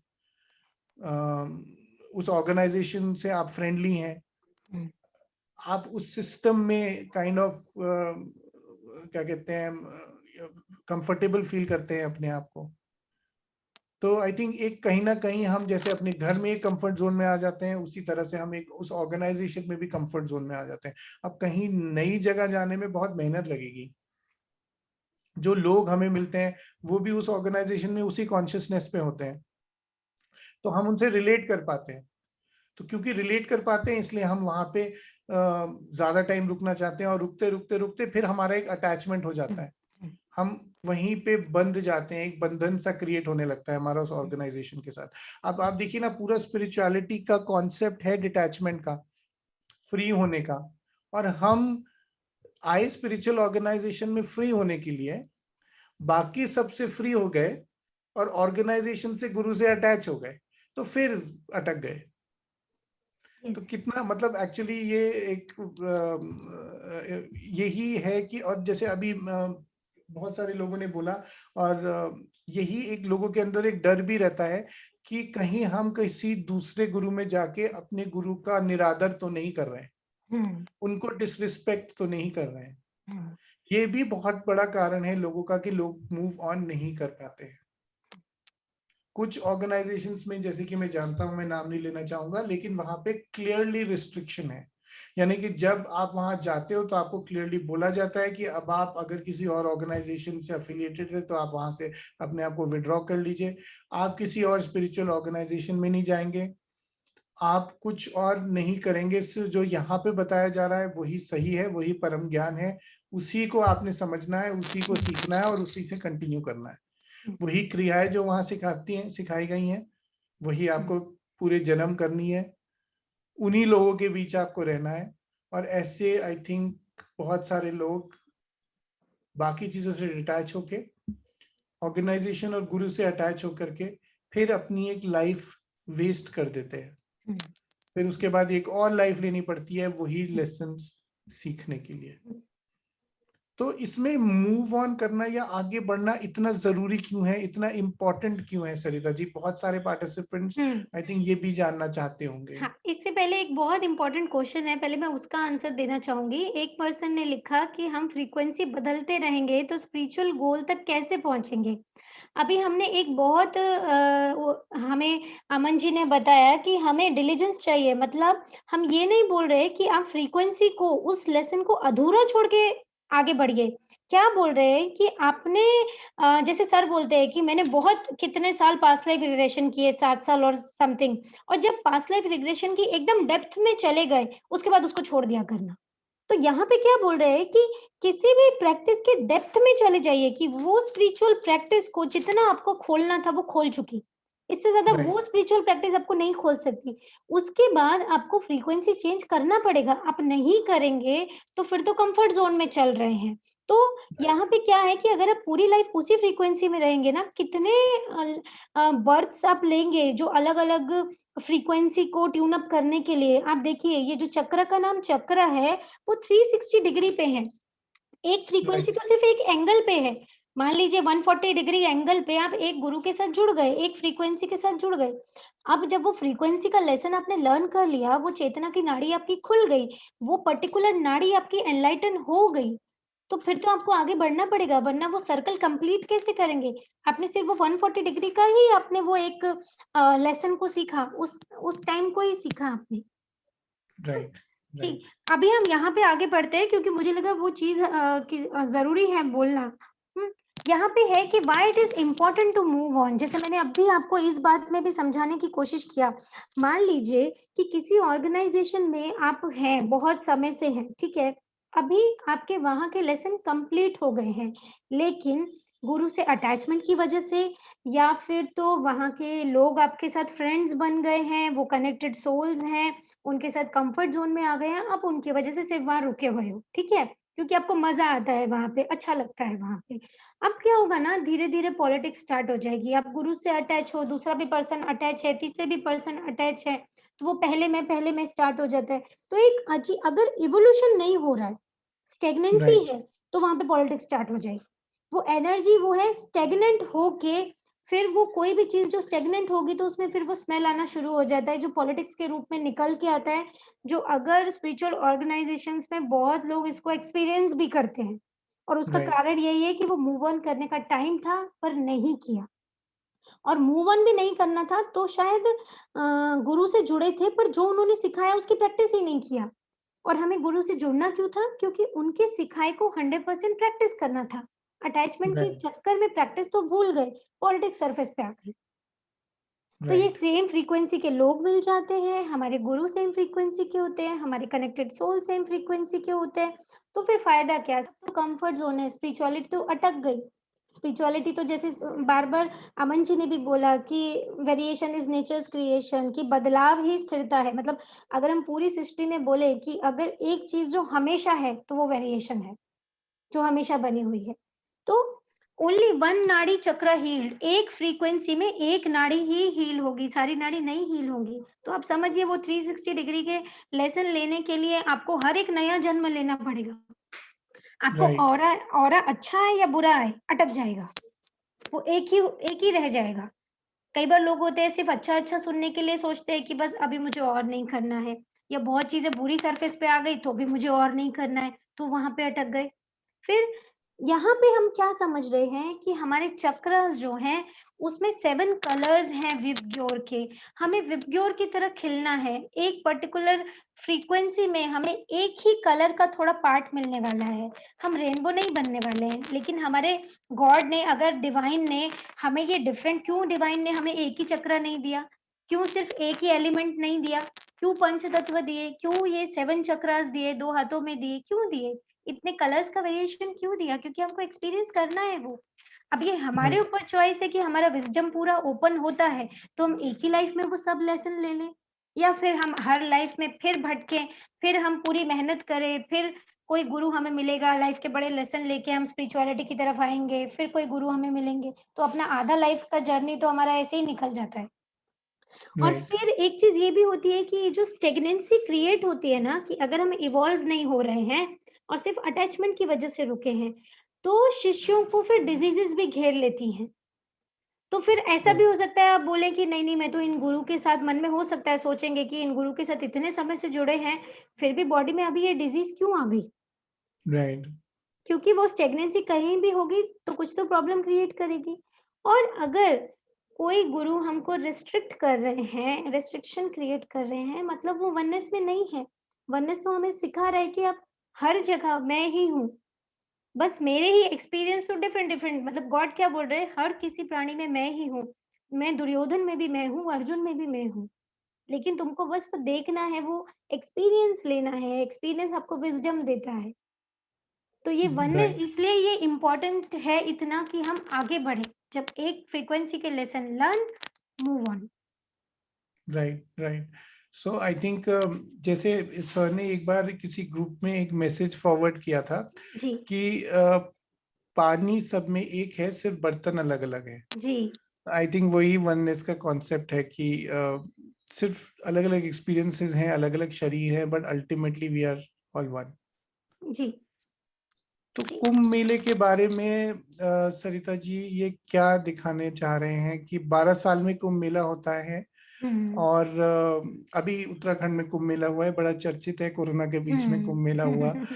तो कुंभ मेला में आज के टॉपिक का या आज के जो हुँ, हमारा सब्जेक्ट है पार्ट्स ऑफ हुँ, स्पिरिचुअलिटी, हुँ। उसका इससे क्या रेलेवेंस है? यहाँ पे हम ये समझ रहे हैं कि अगर कोई पर्सन प्रॉपर किसी स्पिरिचुअलिटी को नहीं भी फॉलो कर रहा है, क्योंकि एक रिसर्च के मुताबिक ये देखा गया कि जो लोग कुंभ के मेले को ज्वाइन करते हैं, तो वापस आने के बाद वो किसी न किसी मास्टर्स के साथ जुड़ जाते हैं, किसी की न किसी गुरु के साथ जुड़ जाते हैं। जैसा कि हम जानते हैं, ये पूरी शिवा की फ्रीक्वेंसी रहती है कुंभ का मेला में। तो वहाँ पे राइट, हमें पता भी नहीं चलता है कि कब हमारा शिफ्ट ऑफ कॉन्शियसनेस हो जाता है। ये जो इतने नागा साधुस होते हैं, सब ज़ीरो फ्रीक्वेंसी के होते हैं, मतलब कहाँ से आते हैं, कहाँ गायब होते हैं, नोबडी नोज़। वो पूरा राइट, एस्ट्रल ट्रैवलिंग में उनका कौन कहाँ रहते हैं, वो किसी को नहीं पता है, कौन-सी डायमेंशन, हमें सिर्फ़ इतना पता है वो ज़ीरो फ्रीक्वेंसी के हैं। तो वहाँ पे जो जाते हैं लोग, मैक्सिमम लोगों की जो ओपन माइंड से आए हैं, उनकी शिफ्ट ऑफ कॉन्शियसनेस हो जाएगी, फ्रीक्वेंसी शिफ्ट हो जाएगी। तो वो वापस राइट, आने के बाद कोई ना कोई ऑर्गनाइज़ेशन, कोई ना कोई गुरु जॉइन कर लेते हैं, तो अच्छी बात है एक्चुअली ये। राइट। सो बेसिकली मतलब कुंभ मेला जो हम समझने की कोशिश करते हैं कि कुंभ मेला है क्या, तो हाँ। उसका एक मेजर एस्पेक्ट ये है कि कॉन्शियसनेस को शिफ्ट करता है और हमारी फ्रीक्वेंसी को चेंज करता है। हुँ। राइट, तो सिर्फ रिलीजियस एस्पेक्ट नहीं है, हर चीज़ के पीछे स्पिरिचुअल एस्पेक्ट है, अगर हम समझ पाएँ तो उसको। Right, right. तो आई थिंक यहाँ पे वही 360 डिग्री की बात की गई है जी, सरिता जी, जो आप पहले कर रहे थे। जी। ये अलग अलग हमारी जो फ्रीक्वेंसीज हैं, अलग अलग लेसन से वो खुलती हैं, हुँ, अलग हुँ, अलग एक्सपीरियंस से, अलग अलग जगहों से, हुँ, अलग अलग लोगों से शिफ्ट आता है। हुँ, और जैसे जैसे वो शिफ्ट आता है वैसे वैसे हमारे एक्सपीरियंसेस चेंज होते रहते हैं। हुँ। एक एक एक्सपीरियंस लेते हैं हम, फिर आगे मूव ऑन करते हैं, फिर दूसरा एक्सपीरियंस लेते हैं, फिर ऐसे कभी ना कभी ऐसा टाइम आता है जब 360 डिग्री हमारी कॉन्शियसनेस इवॉल्व हो जाती है। यस। आई थिंक क्लॉक में भी कुछ ऐसा ही बताया जा रहा है। हुँ। देखिए, यहाँ पर हम दोनों को एक साथ देखेंगे। ये जो ओके, एक सर्कल है, सेंटर से अगर हम देखें, तो हर डिग्री एक तरीके से एक बनी हुई है जो मूव कर रही है। तो हमें हर डिग्री पे, 1 डिग्री पे एक गुरु कॉन्शसनेस है, दूसरे पे दूसरी है, तीसरे पे तीसरी है। ऐसे करते-करते ऐसे हर चक्र में, हमारे सातों चक्र में ऐसे वो पूरा 360 डिग्री है। तो हमें हर चक्र में भी डिफरेंट डिफरेंट गुरु मिलेंगे। सिर्फ ऐसा नहीं, एक चक्र से रिलेटेड एक गुरु, जैसे अभी पीछे हमने कहा कि क्रिया योग अगर मणिपुर चक्र का है, तो ऐसा नहीं है कि सिर्फ वही है जो मणिपुर चक्र का है। वहां पे भी पूरा मणिपुर चक्र पे भी वो 360 डिग्री का सर्कल है। तो सिर्फ एक क्रिया योग ही नहीं, हमको और भी बहुत कुछ सीखना पड़ेगा कि हमने वो एक नाड़ी, दो नाड़ी ओपन कर ली, अब बाकी के नाड़ी खोलने पड़ेंगे। और यहाँ पे बहुत ब्यूटीफुली मैं हमेशा फील करती हूँ ये बात, कि एक जो वॉच है ना, वो हमें एक बहुत ब्यूटीफुल चीज़ समझा रही है कि जब तक आप सरकमफ्रेंस पे हो, ठीक है ना, सरकमफ्रेंस पे हो 360 डिग्री की, आपने हर डिग्री पे, ठीक है ना, हर डिग्री पे 100% अवेयरनेस के साथ, 100% विटनेस के साथ हर लेसन को सीख लिया। जिस राइट मोमेंट आपके हर चक्र पे हर लेसन को आपने सीख लिया, आप सेंटर पे जो डॉट है ना उस पे आ जाओगे, मतलब आप टाइम फ्रेम से ही बाहर आ जाओगे, जिसको बोलते हैं ना काल से परे हो जाना। कि क्यों हम शिवा को महाकाल बोलते हैं, महाकाली बोलते हैं, उसका मतलब क्या है? वो समय के बंदी नहीं है, समय उनको बांधता नहीं है, वो सेंटर में देखने वाले हैं, वो शून्य है। हम साईं को बोलते हैं वो शून्य है, वो सेंटर में है। ऐसे ही हमको सेंटर में आना है। क्यों हमें नीड है? अब ये हमारे ऊपर डिपेंड करता है कि हम अपने वो जो बिलीफ सिस्टम है, वो जो मिथ है कि नहीं मेरे गुरु का डिसरिस्पेक्ट हो जाएगा अगर किसी और ने मुझे अट्यून किया, या अगर मैंने किसी और की सिखाई हुई चीज को फॉलो किया तो उनका डिसरिस्पेक्ट। मैक्सिमम लोगों को तो, मैं पर्सनली जितना समझ पाई हूँ, बहुत लोग तो इसलिए सीख नहीं पाते। हमारे सेशंस भी बहुत लोग अटेंड करते हैं, बट हमारा करुणा साइकिक ये सब सीख नहीं पाते, क्योंकि उनको लगता है कहीं और से कुछ सीखेंगे तो हमारे गुरु का अपमान हो जाएगा। तो यहाँ बेसिक बात यही है कि हमारे ऊपर डिपेंड करता है कि हमको एक ही लाइफ में हर फ्रीक्वेंसी का लेसन लेना है, हर कॉन्शियसनेस को, अपनी चेतना को वो क्लियर करना है, वहां तक हायर लेवल तक उसको पहुंचा के और सेंटर में आना है। बेसिक इंटेंशन ये है, और यही बात हमें घड़ी सिखा रही है, और यही बात हमें हर चक्र सिखा रहा है।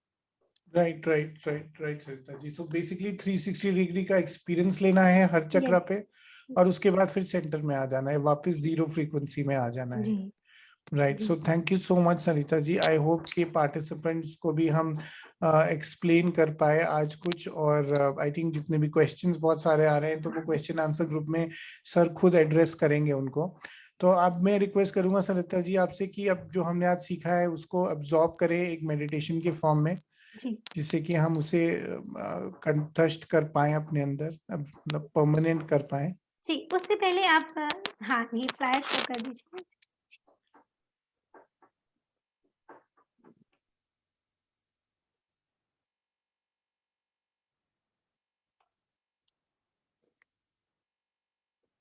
इन 2 minutes we will start again, तब तक आप फ्री हो जाइए।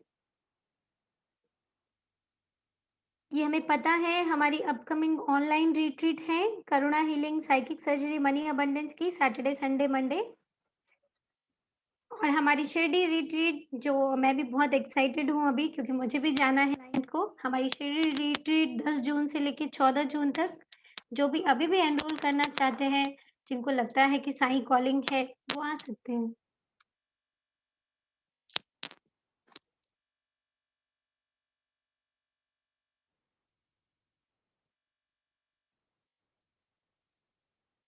जी, thank you. In a minute we will start.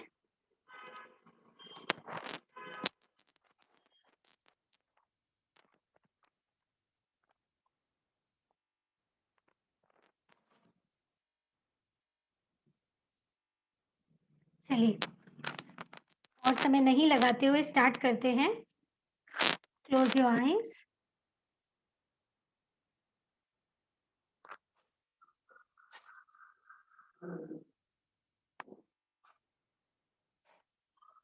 आंखें बंद, पूरा ध्यान ब्रेथ पर।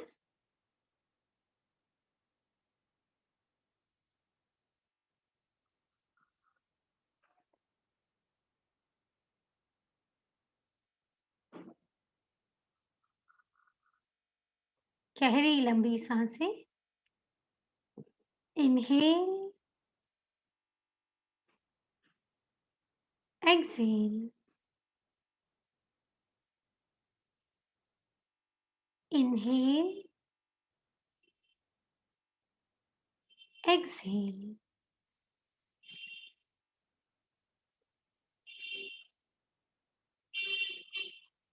Inhale, exhale.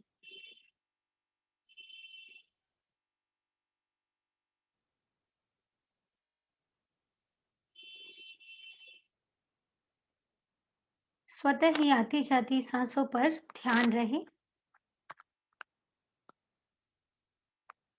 Absolute silence.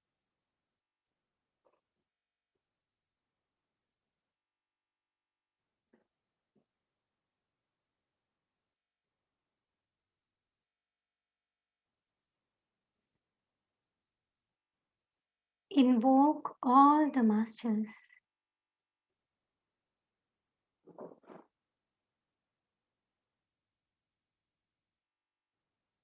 All the god goddesses.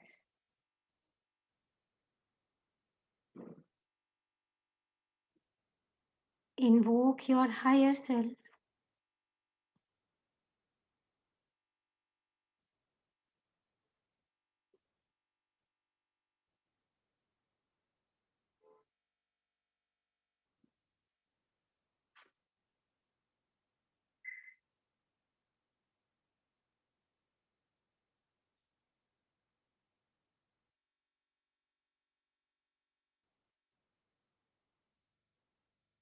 ब्रह्मांड की समस्त दिव्य शक्तियों का आवाहन करें,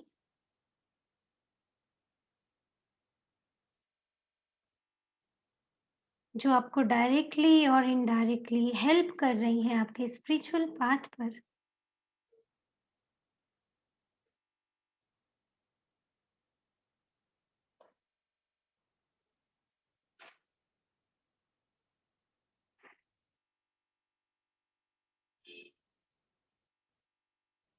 Invoke all the healing modalities which you have learned till now. Reiki, Karuna Reiki.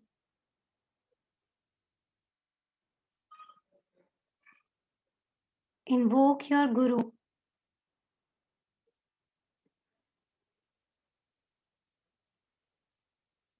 जैसे ही हम आवाहन में आए, सब गुरुओं की दिव्य रोशनी हमारे आसपास एकत्रित हो गई।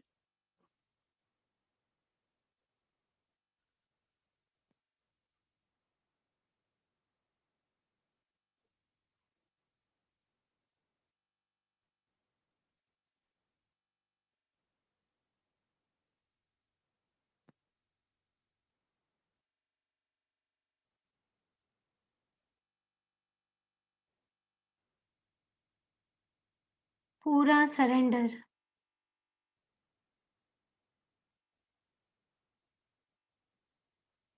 ब्रह्मांड की समस्त दिव्य शक्तियों पर।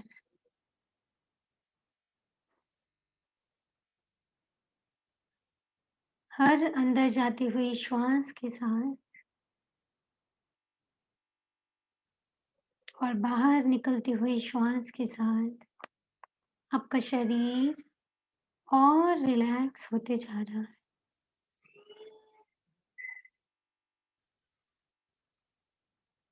Just focus on the Muladhara Chakra.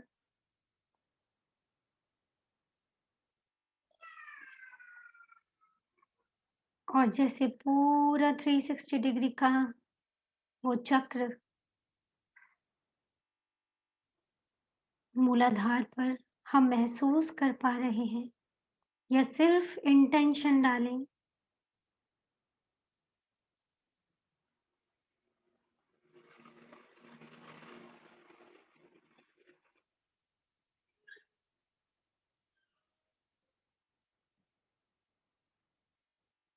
कि हमारे इस चक्र से रिलेटेड जो भी गुरु, जो भी कॉन्शियसनेस फ्रीक्वेंसी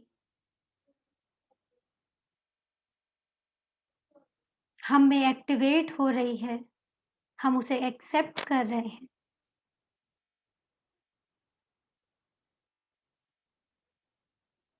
हर डिग्री पर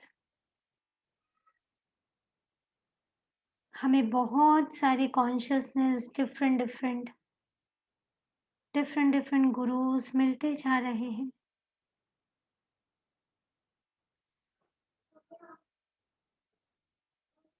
कई हमें डार्क पार्टिकल्स के लेसन दे रहे हैं, कई वाइट पार्टिकल्स के लेसन दे रहे हैं। And we are accepting everything wholeheartedly.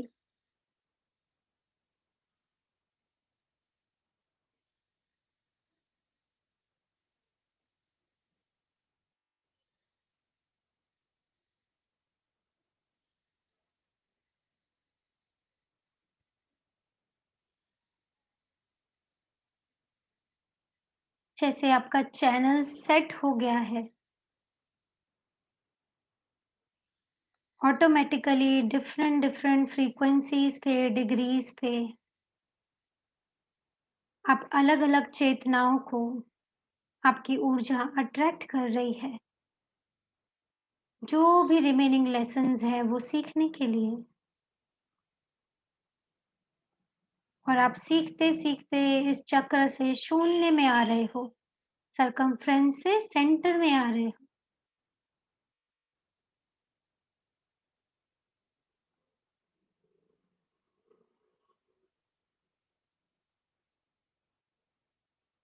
Move to the next चक्र,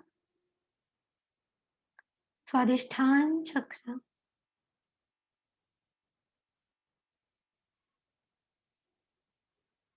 ऑरेंज कलर का चक्र।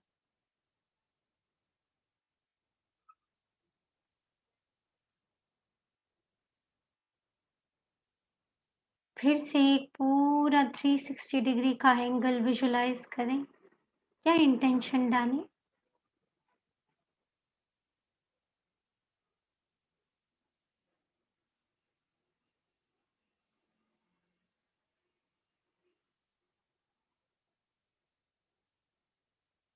सैक्रल चक्र की हर एक डिग्री पर हम सब लेसन्स, चाहे वो जॉय के हैं या सैडनेस के,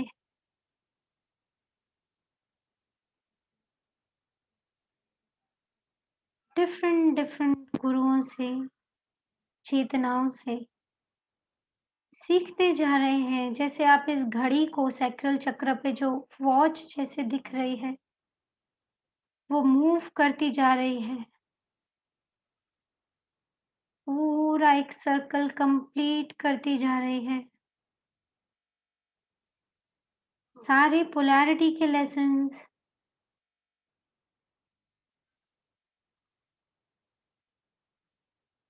white particle lesson, dark particle lesson, सब पूरा अवेयरनेस से, विटनेस से 100% सीखते सीखते जैसे ही 360 डिग्री कंप्लीट होने वाला है, now you are in the centre of the sacral chakra. और जैसे ही आप सेंटर पर आए, एक ब्यूटीफुल ऑरेंज कलर रेडिएट होने लगा।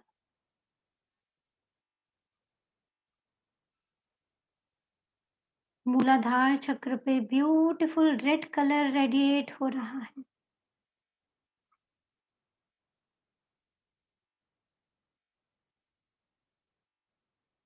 हम हर लेसन को एक्सेप्ट कर रहे हैं। हम में ही जो भी इस चक्र से रिलेटेड बाकी है, वो कोई ना कोई वो लेसन हमें देके जा रहा है। हम 100% उसको एक्सेप्ट कर रहे हैं।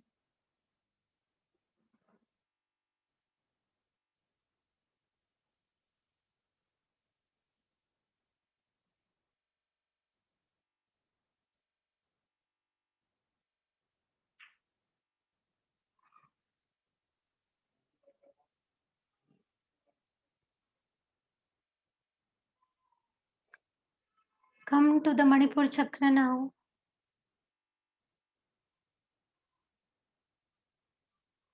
फिर से एक पूरा 360 डिग्री का सर्कल, चक्र,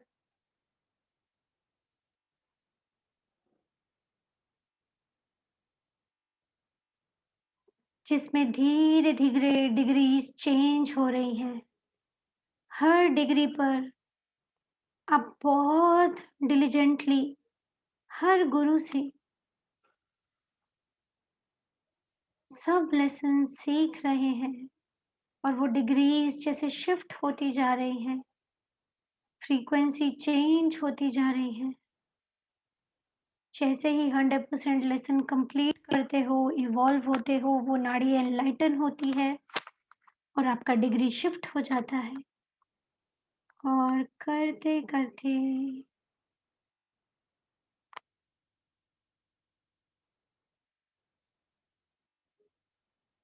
The circle is about to complete 360 degree.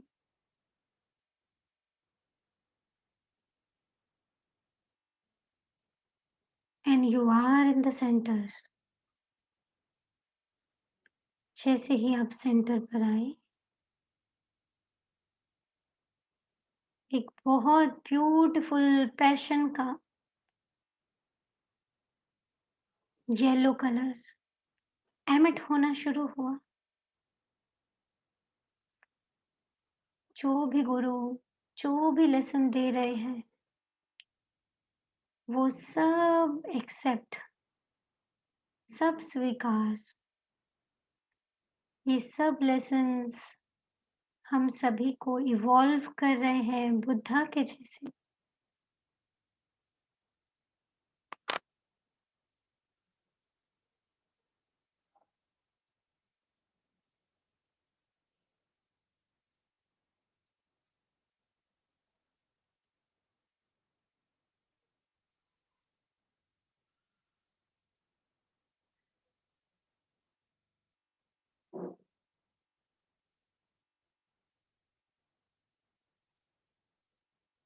Come to the heart chakra now.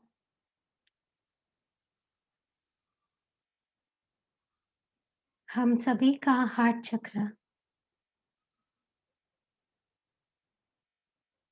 पहले ही एक्सेप्टेंस में है, with the grace of Sir, with the grace of Sai। और यहाँ पर भी हर एक सर्कल पर, हर एक डिग्री पर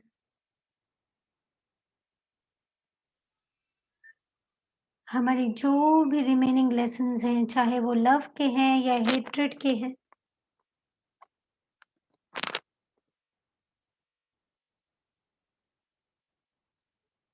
हमें मिल रहे हैं, हम एक्सेप्ट कर रहे हैं, हम इवॉल्व हो रहे हैं, वो नाड़ी एनलाइटन हो रही है और हम आगे बढ़ रहे हैं। Continuously moving, moving, moving।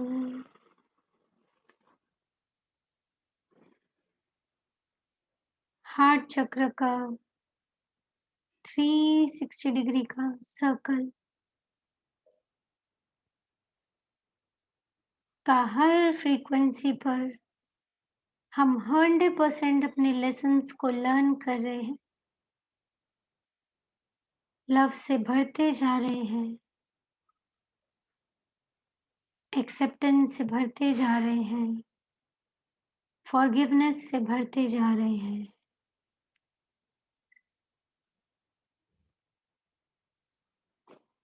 And the compassion of the God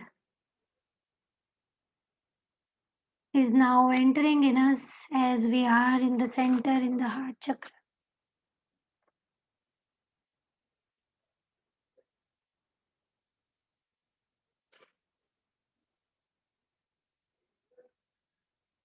beautiful green colour emit हो रहा है इस चक्र से।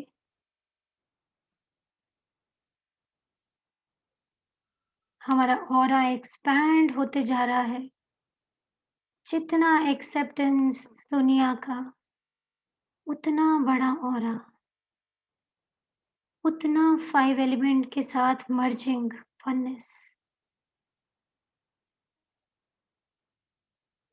और ये चक्र भी अभी आपका ट्यून अप हो चुका है। ऑटोमेटिकली जैसे ही आपके किसी पर्टिकुलर फ्रीक्वेंसी के लेसन कंप्लीट होंगे, अपने आप ही आप मूव ऑन करेंगे और दूसरे गुरु से कुछ और सीखेंगे।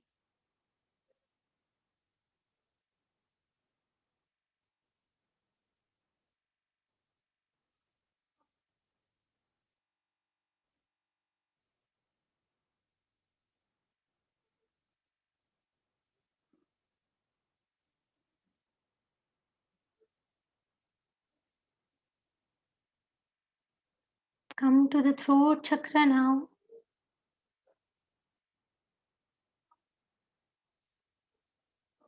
Again see आपके थ्रोट चक्र से रिलेटेड जितनी भी दिव्य चेतनाएं हैं, जितने भी डार्क या व्हाइट पार्टिकल्स के लेसन बाकी हैं, वो सर्कल धीरे धीरे कंप्लीट हो रहा है।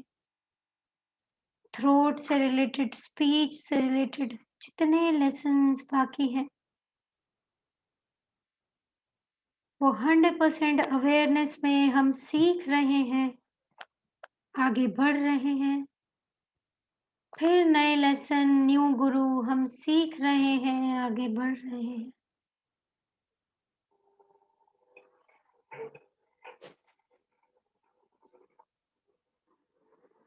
जैसे हम चैनल को सेट करते हैं, ऑटोमेटिकली वैसे ही हमारे चक्र ट्यून इन हो रहे हैं। और इस पर्टिकुलर मोमेंट में भी जो भी गुरु हमें चाहिए, जो भी पर्टिकुलर फ्रीक्वेंसी में हम हैं, उससे रिलेटेड ऑर्गेनाइजेशन से ऑटोमेटिकली हम जुड़ रहे हैं। यहाँ हमें कोई लॉजिक की जरूरत नहीं है, क्या कब कैसे होगा। When we open ourselves for the universe opens the 1,000 ways.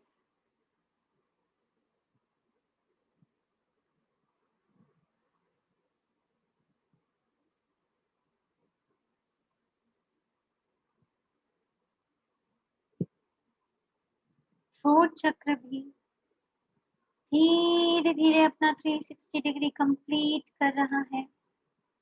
हर एक नाड़ी थ्रोट चक्र की एनलाइटन हो रही है।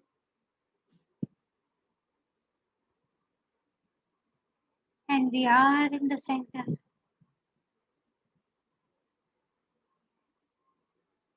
A beautiful sky blue color emerging out of us. हम में से ही बाहर की तरफ फैलता जा रहा है।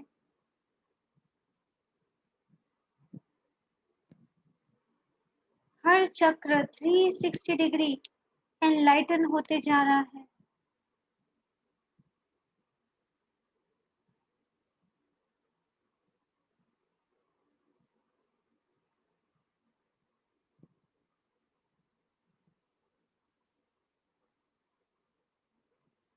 सब गुरुओं को, सब मास्टर्स को इजीली एक्सेप्ट कर रहे हैं हम, चाहे कितना भी कंफर्ट जोन हमारा ब्रेक हो,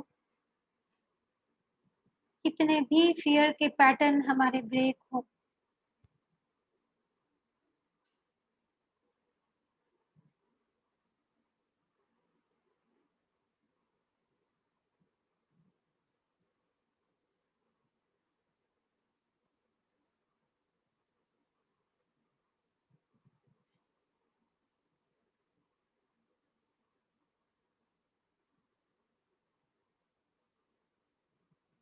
And now focus on the third eye chakra.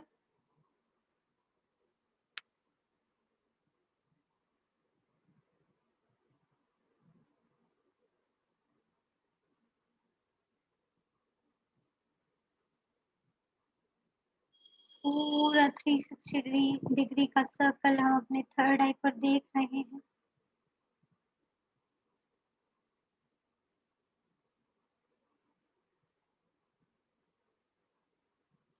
जैसे जैसे हर डिग्री का लेसन किन्हीं भी पर्टिकुलर गुरु से सीख कर 100% हम इवॉल्व होते जा रहे हैं, हमारा विजडम और खुलता जा रहा है, हम मल्टी डायमेंशनल होते जा रहे हैं।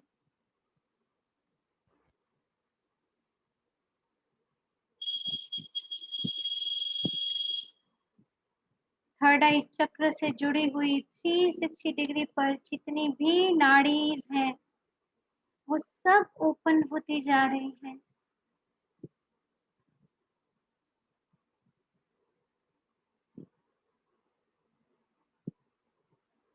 ये कंफर्ट जोन तोड़ने के लिए हम तैयार हैं, क्योंकि हमें अपने ही अंदर बहुत ब्यूटीफुली अपने ही सोल से, अपनी ही परम आत्मा से मिलना है, क्योंकि उनकी भी यही इच्छा है। Variation is nature's creation.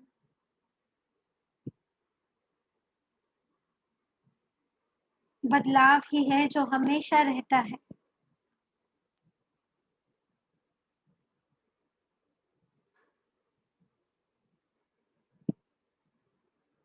जैसे जैसे 360 डिग्री का ये सर्कल कंप्लीट हुआ, पूरा डिवाइन विजडम खुल गया।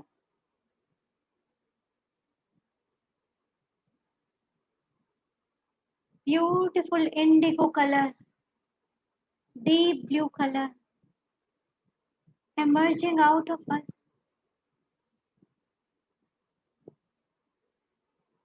हमारे चारों ओर ये कलर स्प्रेड होता हुआ, फैलता हुआ।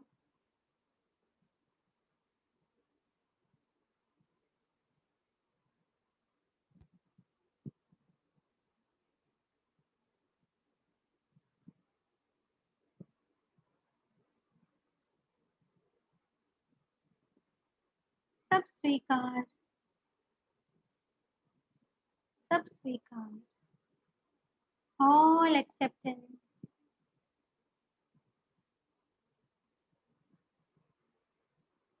And finally the crown.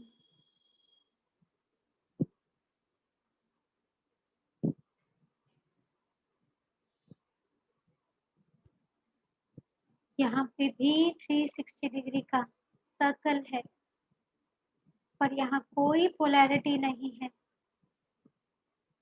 बहुत सारे स्पिरिचुअल लेसन्स हैं, पर यहाँ ऑलरेडी सब अपने ही लग रहे हैं, सब में खुद को ही देख पा रहे हैं, जैसे हमारा ही एक हिस्सा है। सामने वाले गुरु, सामने वाले लोग।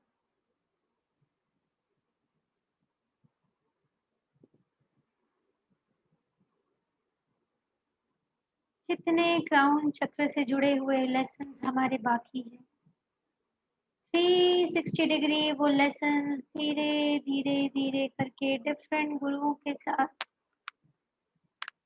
हमारी कॉन्शियसनेस को रेज करते जा रहे हैं।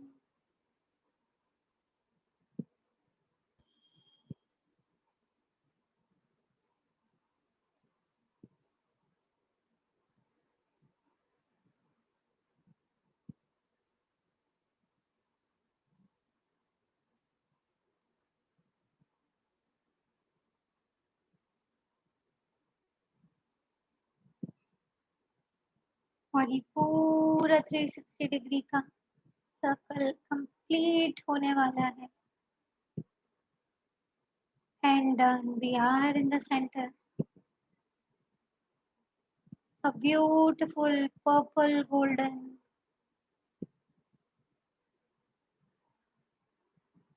color emerging out of us. And the flowering happening.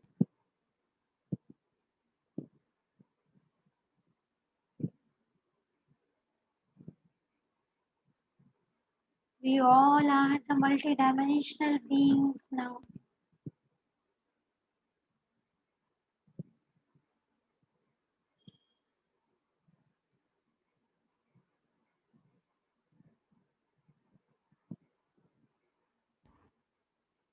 We are the rainbow beings now.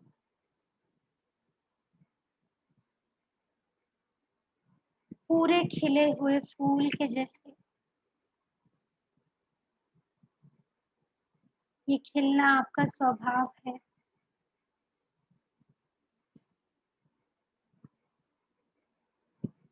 सब स्वीकार, सब स्वीकार, सब स्वीकार।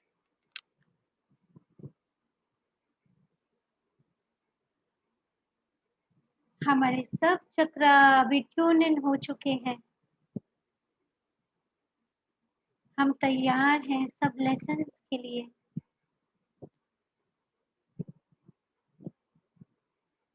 हम तैयार हैं एक ही लाइफ में सब लेसन्स कंप्लीट करने के लिए।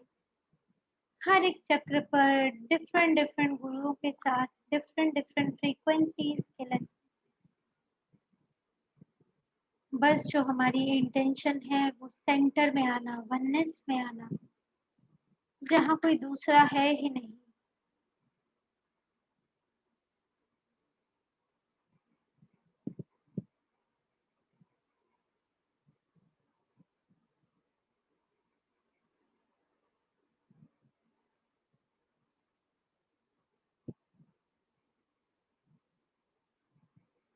We all are in divine peace, in divine love, in divine compassion.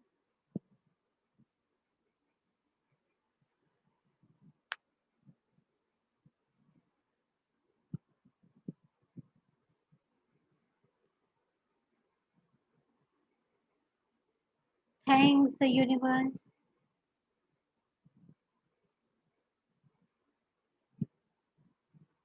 Thanks all the chakras, these different colors, different gurus. Thanks yourself.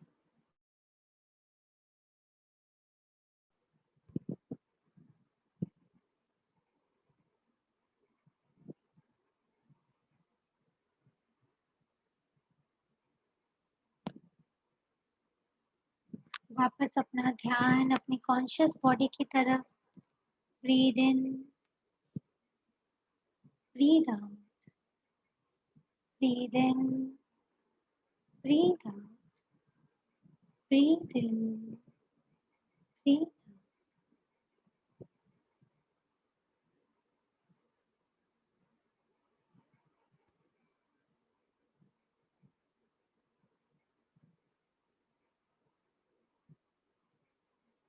सबको थैंक यू करें।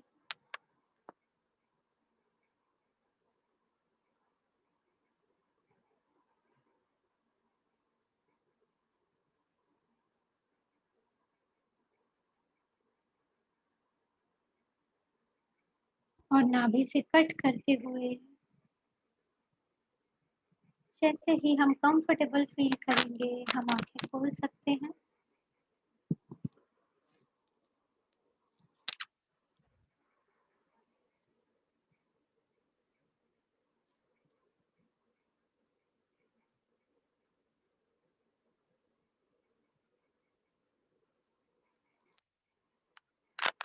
जी, आई रिक्वेस्ट द टीम कि sharing of कर सकते हैं अभी। ठीक, thank you so much. बहुत beautiful seeds आज डिवाइन ने हम सभी के अंदर डाले और इसका वैल्यू हमको आने वाले समय में पता चलेगा कि अभी एक ही लाइफ में हम इतने लेसन सब क्लियर करने के लिए रेडी हैं। Thank you so much. कोई भी क्वेश्चन रहेंगे आप क्वेश्चन आंसर ग्रुप में प्लीज पोस्ट कीजिए। Thank you. अमन जी का, सर का, सबका थैंक यू आज के सेशन के लिए end of course Neetu ma'am का जो हमारे लिए पीपीटी प्रिपेयर करते हैं।